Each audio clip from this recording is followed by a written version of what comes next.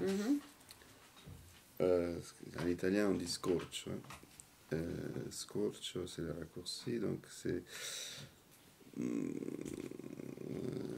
important de ne pas oublier que le raccourci, c'est le corps.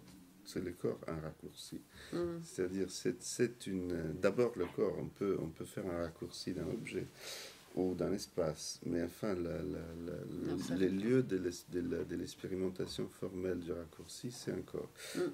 C'est aussi là-dessus que ceux qui sont contre et qui trouvent que c'est exagéré, parce que je pense, je ne peux pas m'empêcher de penser à Michel-Ange et son jugement dernier. Il y a trop de raccourcis pour certains critiques, parce que les corps deviennent indécents, deviennent soumis à une contrainte excessive, etc. Alors, quand tu parles de raccourcis pour les tables, par exemple, et Mhm. donc cette idée au fond, l'objet vient dans ton espace et en même temps te porte dans les siens, tout ça. Euh, et comme dans la table, il y a des éléments du corps, enfin, je pense que la relation, peut-être une abstraction un peu excessive, mais enfin, est-ce que la relation des raccourcis n'est pas d'emblée une relation avec un corps?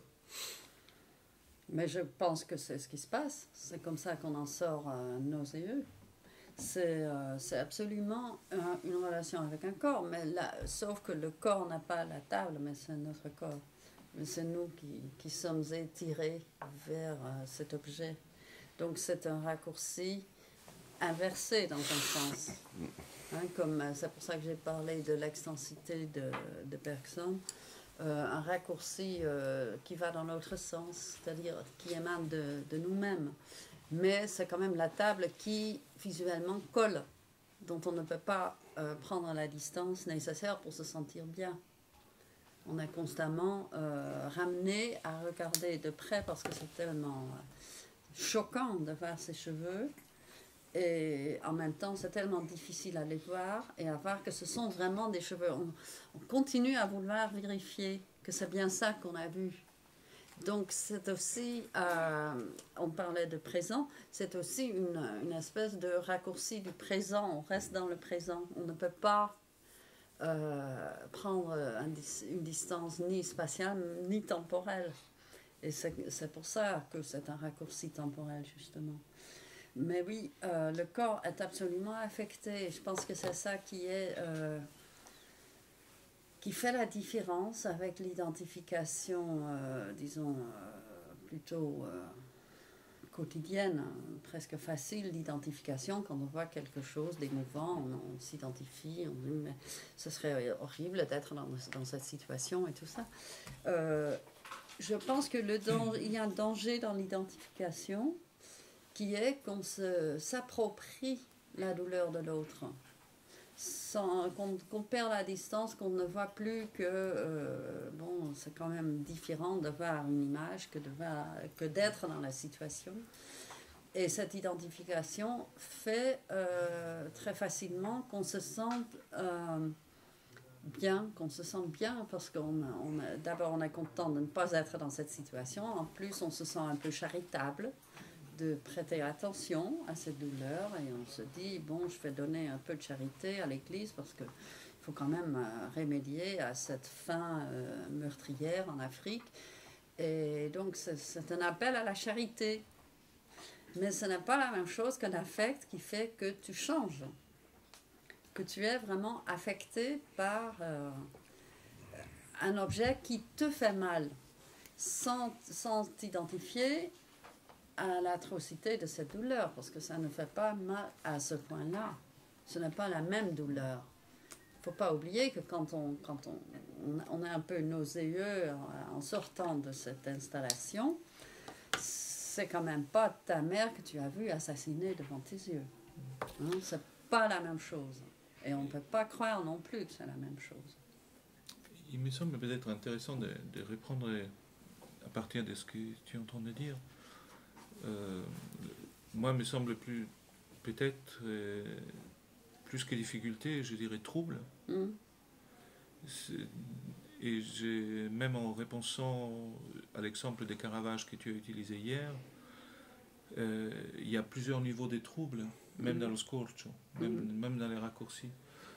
Il y a plusieurs raccourcis dans ces tableaux. Et ces raccourcis sont de nature très différente. Et il produit un trouble qui se superpose au trouble des personnages, des faciès, des types de physionomie qui viennent de la rue, que donc c'est un niveau de trouble aussi, et qui pose un trouble aussi dans la reconnaissance de la scène. Parce que si les personnages de droite, effectivement, un raccourci très violent, je pense que nous avons tendance à essayer de se placer de face de ces personnages. Tendanciellement pour reconnaître la construction d'un corps aussi perturbé par les raccourcis. Tu vois, quand cette partie du doigt devient plus importante que toute la main, tu es troublé. Et que ce trouble t'amène presque mentalement à faire un déplacement sur l'autre côté de la table pour essayer de reconstituer la figure dans son entièreté, par exemple. C'est donc une façon de t'attirer dans la scène. Oui, mais c'est aussi donc un trouble qui te déplace par rapport à un point de vue qui serait établi. Et les Christ lui-même, il se trouve dans la continuation de la perspective de la table. Je ne sais pas si vous avez remarqué. Et si vous faites les deux lignes à la perspective de la table, vous incluez parfaitement tous les corps du Christ, qui du coup s'aplatit dans une espèce de perspective du plateau de la table. Et les blancs qu'il porte sur les gauches, par exemple, accentuent fortement cela. Et qui même est très, très perturbé, toute cette image est très perturbée par le fait que les fruits ne sont pas dessinés dans la même perspective que les autres assiettes sur la table, et qui sont vus frontalement et qui dépassent légèrement la table et qui donc sont instables sur la table. Et que même le Christ dans son action semble plutôt regarder les fruits que non. Et donc il y a différents niveaux, si tu veux, des troubles, et qui d'ailleurs dans la visite du musée, je sais pas, il y en a parmi vous qui ont été à Londres récemment, mais c'est très troublant quand on passe devant ces tableaux. Ils nous arrêtent assez violemment. Et pour se déplacer sur la question des œuvres de Salcedo, il me semble donc important qu'il y a représentation, même si cette représentation effectivement fonctionne tout à fait autrement qu'une représentation d'une image, mais que là aussi il y a un trouble, et que ce trouble est effectivement uno scorcio, un raccourci qui nous déplace aussi dans la façon de voir les choses. Elle nous laisse pas ce que tu décrivais hier avec, que Giovanni après a appelé les battements. Cette chose qui nous éloigne, nous approche, nous éloigne, nous approche, d'une espèce de mouvement de tentatives de compréhension de comment nous disposer par rapport à la table. Nous n'arrivons pas à nous disposer. Parce qu'elle nous demande quelque part un constant mouvement de remise en question de la netteté de ce que nous voyons. Et que il me semble que cette notion de trouble est centrale dans l'interprétation que tu faisais de Salcedo, parce que c'est le trouble qui produit l'affect, et non pas l'objet inclus dans la table en lui-même. Tu vois. Et ça, je pense, est quand même une question très intéressante, que ce soit les troubles qui est produit par l'indéfinition de la possibilité de voir, c'est-à-dire de savoir où je suis quand je vois, qui renforce ou déclenche en fait l'affect. Comme il me semble qu'ici aussi, on est fini par ne plus savoir où se placer exactement pour regarder les tableaux. Exactement. En fait. Donc c'est même dans le détail que le parallèle est valable. On est là aussi, on ne sait pas où se placer, parce qu'on va d'être en face du Christ à vouloir être en face de l'homme à droite. Hein? C'est ça ce que tu voulais dire. Oui. On a envie de se mettre par ici, à la place de celui-ci qui justement va se lever ou s'asseoir comme nous. Mais en même temps, à cause de la perspective qui est aussi présente, on a aussi envie de se placer en face du Christ. Et il y a un autre trouble, c'est le trouble du temps. Oui, voilà. Il y a une scène qui est censée s'être produite à l'époque du Christ et des habits, des objets qui n'appartiennent pas à ces temps-là, qui appartiennent au temps du spectateur. Ce qui a une signification religieuse, c'est-à-dire que nous vivons dans l'ignorance du Christ qui est là présent.